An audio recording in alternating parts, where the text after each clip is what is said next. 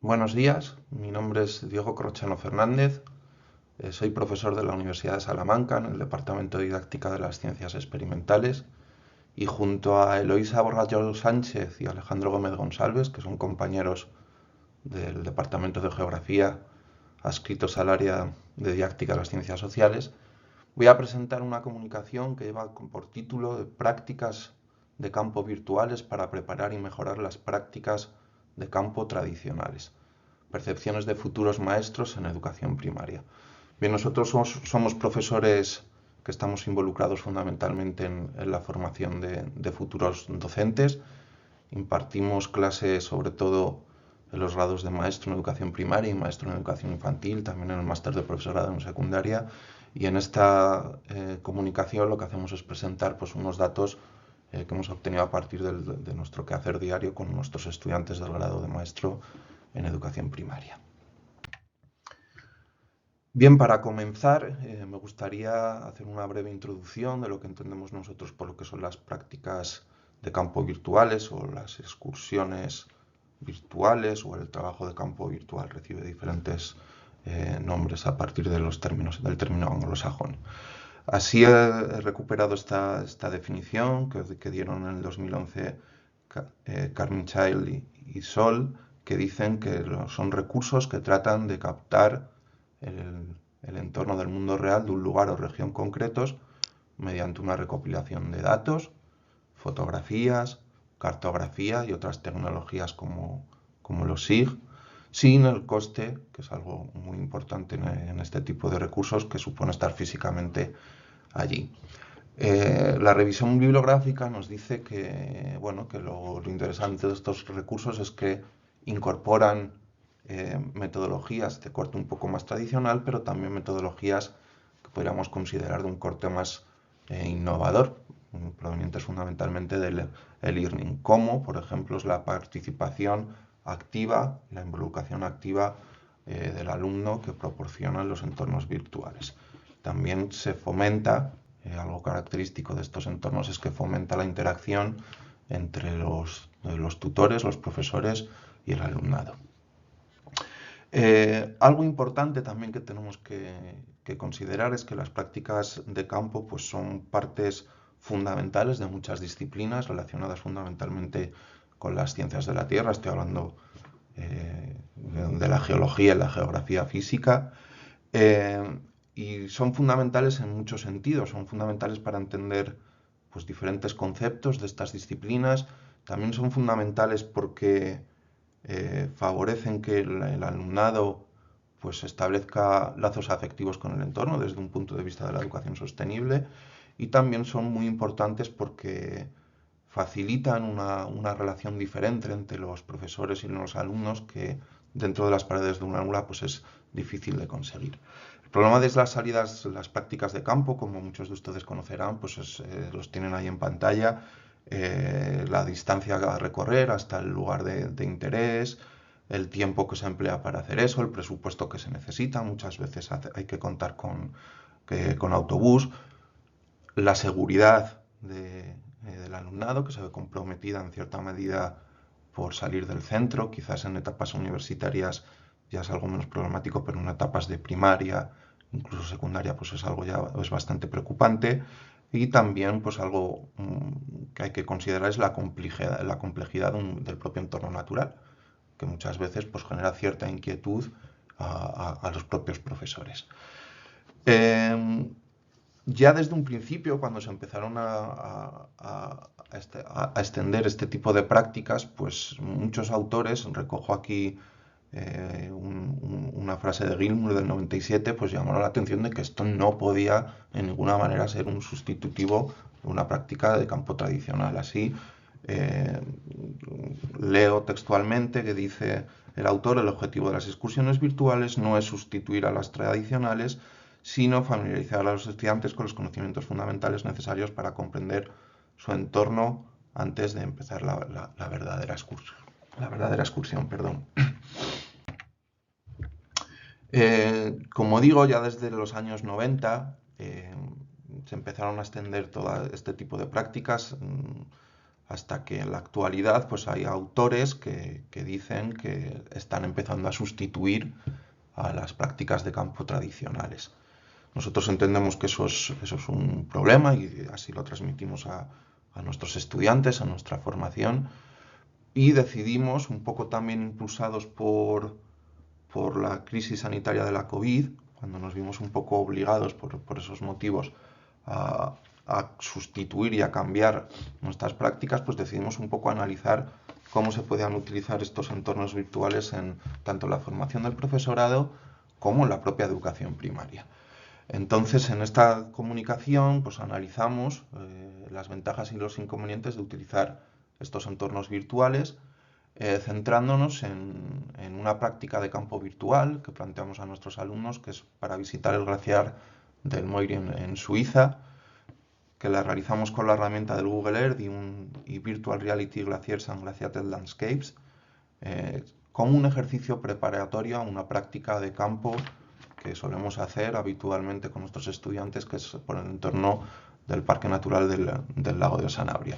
Siempre en el contexto, como dije al principio, de la formación inicial de maestros de educación primaria en el segundo curso. Así, pues el objetivo específico que nos planteamos es conocer y analizar las percepciones que tienen estos estudiantes sobre los recursos, tanto para su propia formación como para la etapa de educación primaria. Bien, para dar respuesta a este objetivo de investigación que nos planteábamos, pasamos un cuestionario ad hoc de 4 preguntas a un grupo de 131 alumnos. Las 3 primeras preguntas eran abiertas y trataban sobre las ventajas e inconvenientes y la idoneidad de estos recursos en educación primaria. Contestaron estas preguntas justo después de realizar la práctica de campo virtual y antes de ir a la práctica de campo tradicional, y la última pregunta, que era cerrada, la contestaron después de realizar la práctica de campo tradicional y tenía una respuesta cerrada de escala Likert 1,5. Las preguntas abiertas las analizamos mediante un análisis de frecuencia siguiendo una metodología de categorías emergentes.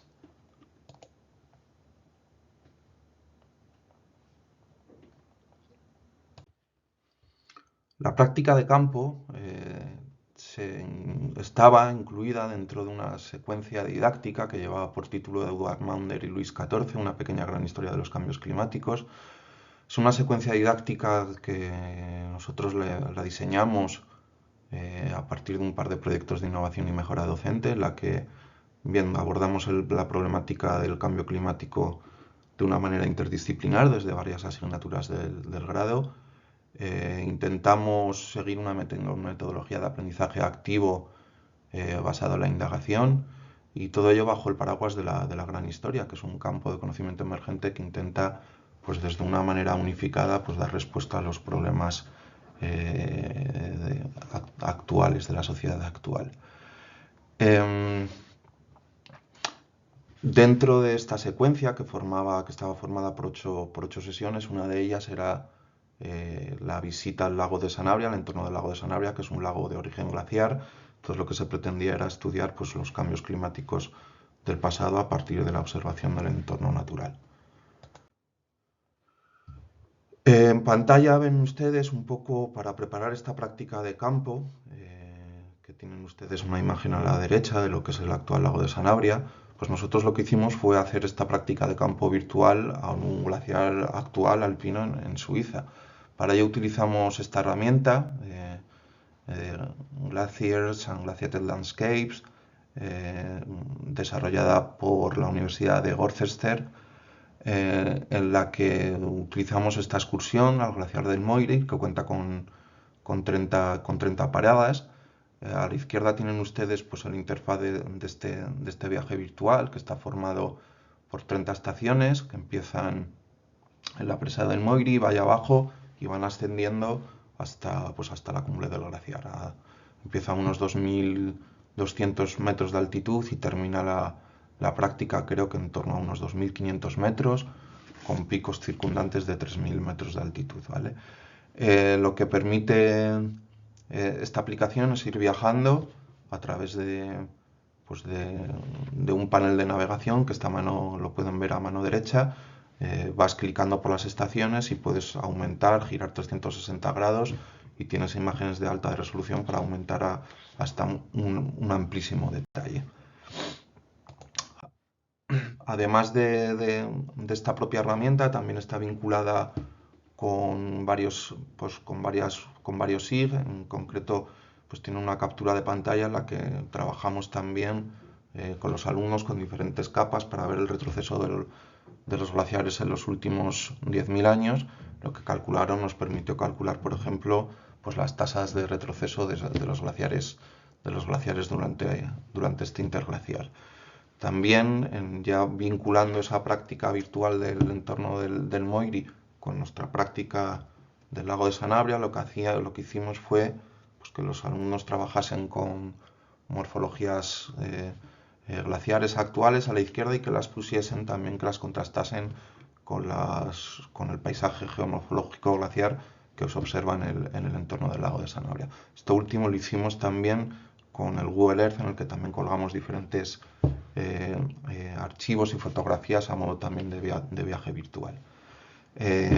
Ya para concluir con esta herramienta, que está disponible, tienen la dirección web colgada allí, también llama la atención de que los propios autores pues tienen colgados incluso material docente para utilizar en las clases, pues para facilitar. Está, por supuesto, en abierto, disponible para toda la comunidad educativa. Bien, los resultados los presento a continuación. Una inmensa mayoría de nuestros alumnos pues reconocen que este tipo de recursos son un muy buen recurso para explorar el medio o el entorno natural en la educación primaria, prácticamente la totalidad.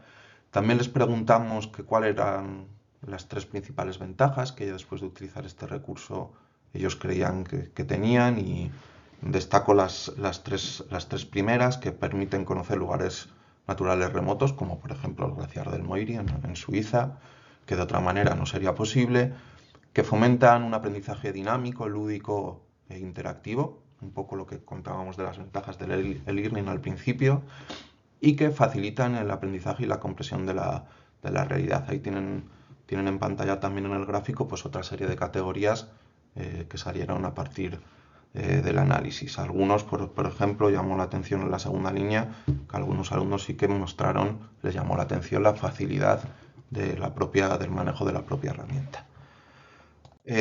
Aquí tienen recogida la presentación en alguna de las frases textuales de los alumnos que recogen un poco, pues son ejemplos de las categorías emergentes que aparecían en la diapositiva anterior. Dentro de las principales desventajas, pues muchos alumnos dicen que, al contrario de lo que comentaba anteriormente, que para cursos inferiores la herramienta puede tener una cierta dificultad para su manejo, que no dejan de ser entornos virtuales que sustituyen de una manera mucho más pobre la realidad, y que, como cualquier manejo de un dispositivo electrónico, que su uso puede acabar distrayendo al alumnado. También a continuación pues, recogemos algunas de estas frases textuales que dieron lugar a las categorías que se mostraban en la diapositiva anterior. También les preguntamos a nuestros alumnos, una vez realizada la práctica de campo tradicional, si creían que eran útiles para preparar una salida de campo tradicional, y una gran mayoría reconoció que les había ayudado mucho, un 5 sobre en la escala de Likert, y un 21% pues que había ayudado bastante.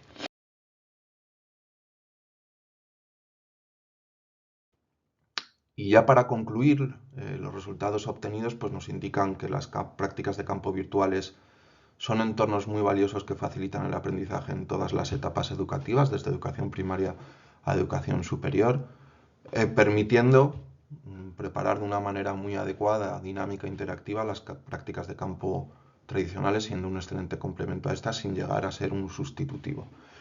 Además, nos permiten identificar los puntos en los que convendría incidir cuando se trabaje con este recurso en la propia formación inicial del profesorado. Y nada más, muchísimas gracias por su atención y les dejo en pantalla mi correo electrónico por si quieren preguntarnos alguna duda. Muchas gracias.